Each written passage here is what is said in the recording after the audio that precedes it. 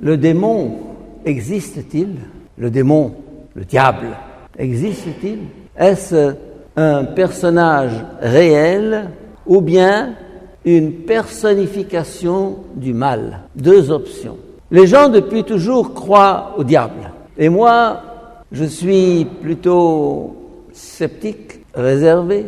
Le diable est-il un personnage ou bien une personnification de ce mal qui existe dans le monde?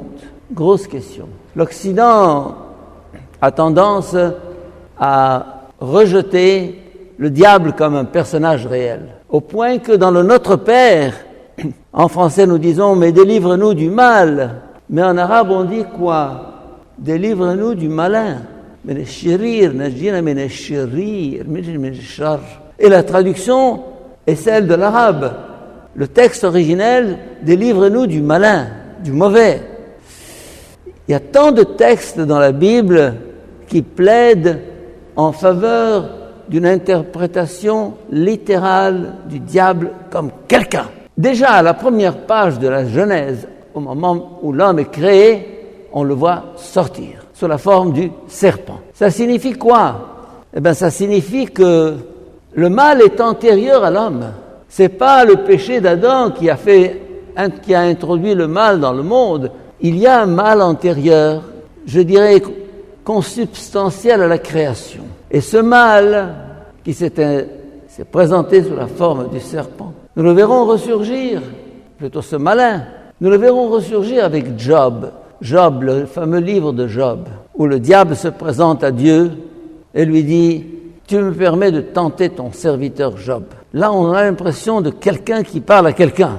Évidemment, le livre de Job est, je dirais, un conte à contenu théologique, peu importe sa portée historique. Mais là encore, il est question du diable. Et dans l'Évangile, la tentation au désert, Jésus rencontre le diable qui essaye de le séduire, de le tromper. Et nous le trouvons à chaque page de l'Évangile, les démons, les hommes possédés du démon. Un jour, on a interrogé l'exorciste de Paris. Un exorciste, c'est un prêtre chargé de chasser les démons dans l'Église. Il a une fonction.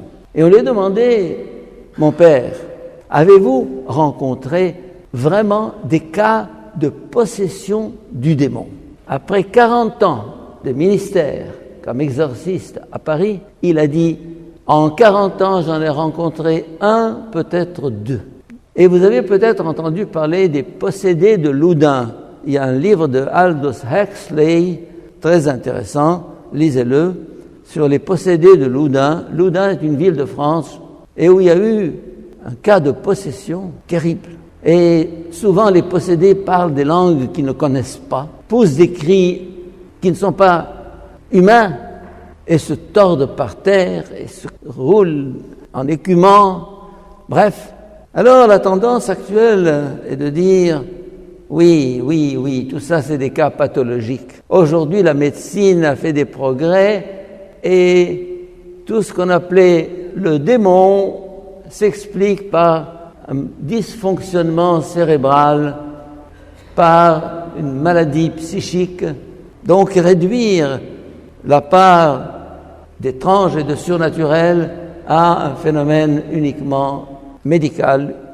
Deux options. Vous êtes pour qui? Vous êtes pour laquelle? Vous croyez au diable? Ou bien vous croyez que le diable est la personnification d'un mal qui existe, qui nous entoure, qui nous habite, qui nous précède et qui nous suit? Le mal. Le mal ou le malin? Le mauvais ou bien Satan?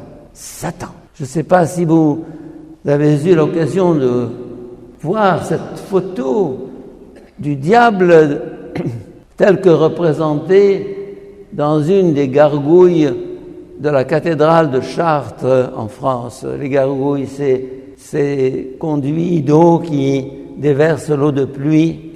Il y a au terme de chaque gargouille des cornes, des griffes, un rictus, Satan, tel que on se le représente un peu partout depuis longtemps. Et puis nous le retrouvons à la fin de l'histoire, dans le fameux livre de l'Apocalypse, sous la forme de quoi?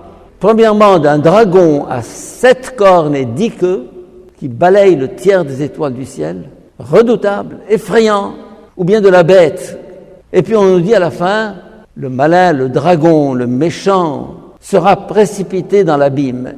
La fin de l'histoire, c'est la victoire du bien sur le mal, du Christ sur Satan. Et tout se termine dans un happy end qui est la Jérusalem céleste, les cieux nouveaux, la terre nouvelle. Au fond, que le diable soit un personnage réel ou qu'il soit une personnification de ce mal répandu partout, n'a pas tellement d'importance. Vous allez me dire, on veut savoir. Je ne peux pas vous donner la réponse. Vous allez me dire, mais c'est clair dans l'Évangile et dans la Bible, il est tout le temps, on parle tout le temps de lui. Je ne peux pas vous donner la réponse. Je ne sais pas. Mais au fond, est-ce que ça a de l'importance? Est-ce que de savoir si le malin existe sous forme réelle? En tout cas, ce qui est sûr, c'est que le mal existe et il nous entoure. Et quand on voit des scènes de décapitation, des enfants égorgés, des femmes violées, quand on voit ce qui se passe avec Daesh et d'autres, avec tous les terroristes, avec le dernier attentat qui a eu lieu avant-hier, au Sinaï, la haine, la violence, le goût de détruire, de tuer, ça existe. Ça existe et le journal est là pour nous le dire tous les jours. J'ai beaucoup réfléchi à cette question depuis quelques mois. Et alors que j'étais porté à dire « mais non, c'est pas un personnage réel », je me suis dit « mais pourquoi il ne serait pas quelqu'un ?» Le Satan, le malin, le prince des ténèbres.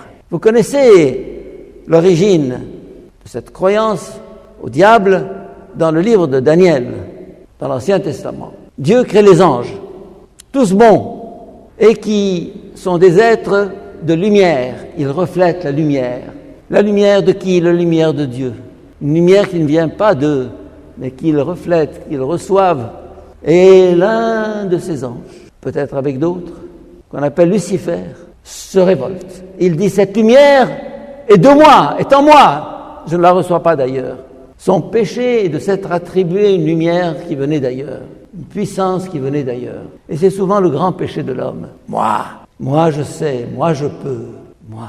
Et tout à coup, entre lui et la lumière, entre lui et Dieu, il y a une barrière. Et le prince de lumière, car le mot Lucifer vient de deux mots latins, Luciferum, celui qui porte la lumière, le porteur de lumière, est devenu Lucifer, le prince des ténèbres. Prince des ténèbres.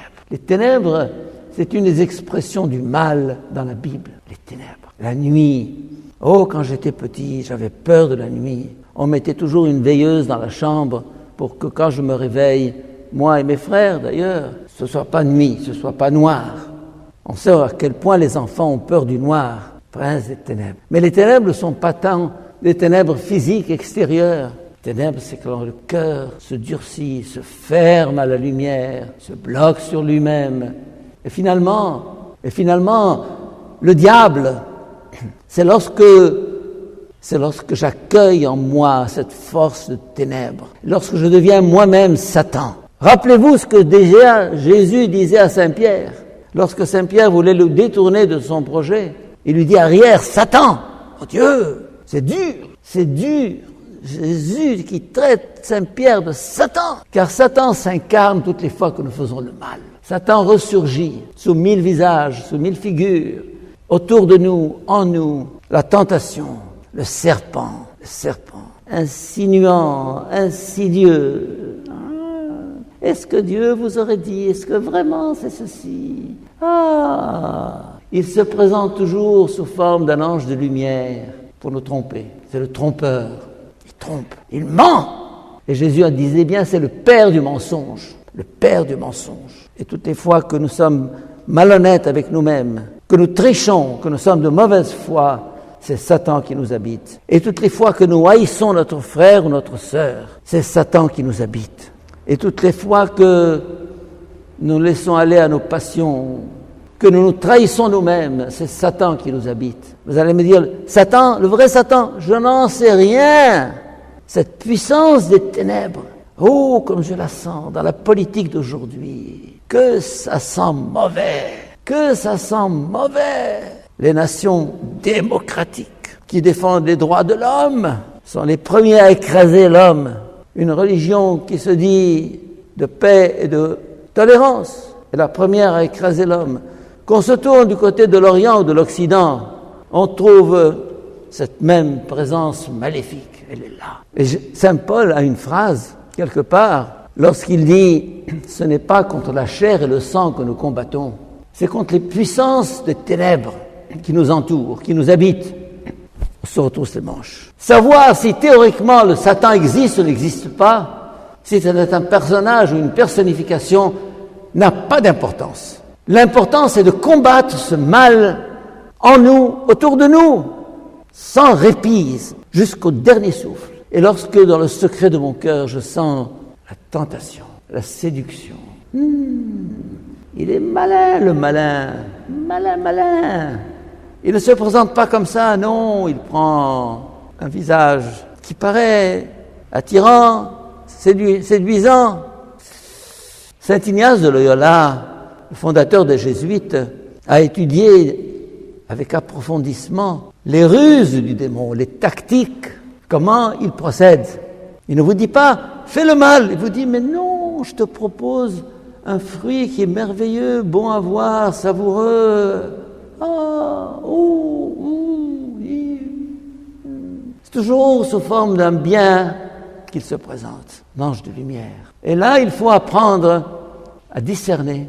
Et les exercices spirituels de Saint Ignace sont là pour nous y aider à discerner où est-ce qu'il se cache, quel est son langage, quelle est sa stratégie, sa tactique, sa manière de faire, de nous tromper. Ça, c'est sur le plan intérieur et personnel, mais sur le plan extérieur, il y a un combat à mener jusqu'au dernier jour. Et c'est jamais gagné. Ce qui est extraordinaire dans la Bible, c'est justement cet affrontement entre les lumières et les ténèbres. Dieu dit que la lumière soit, et la lumière fut. Alors, la lumière a tout envahi? Non, il y a les ténèbres. Et Dieu sépara la lumière des ténèbres. Et pourquoi n'a-t-il pas supprimé les ténèbres? Belmarra, comme on dit. Ben non, il faut que ça coexiste jusqu'au dernier jour. Nous vivons un drame. L'histoire est un drame, un affrontement entre ces deux puissances. Mais je veux, pour terminer, citer cette phrase de Jésus. Parmi ses derniers propos qu'il a tenus à ses disciples, il a dit ceci: « C'est maintenant que le prince de ce monde sera jeté dehors. C'est maintenant que le prince de ce monde sera jeté dehors. » Le vrai combat, c'est pas nous qui le menons. Oui, on le mène à notre petite mesure, selon nos petits moyens. Mais celui qui l'a affronté face à face, ce combat, ce duel de géants qui a eu lieu le soir du Vendredi Saint, ça a été le moment décisif. Le moment décisif. C'est pas seulement devant ce possédé de l'évangile d'aujourd'hui que Jésus lui a dit « Sors de cet homme !» C'est au moment où Jésus est descendu aux enfers, comme on dit, qu'il a rencontré l'adversaire, face à face. Sors de là! Fous le camp! Va-t'en! Mais c'est mon royaume. Moi, je suis le prince des ténèbres. Je suis là, chez moi. Les enfers, qui étaient le lieu de Satan, sont devenus le lieu de Jésus.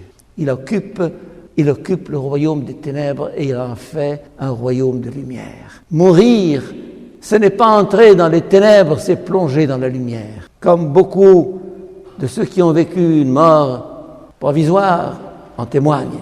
De l'autre côté, c'est la lumière. Et ça, c'est l'espérance. Il a gagné. Satan, j'ai plus peur. N'ayez pas peur de Satan.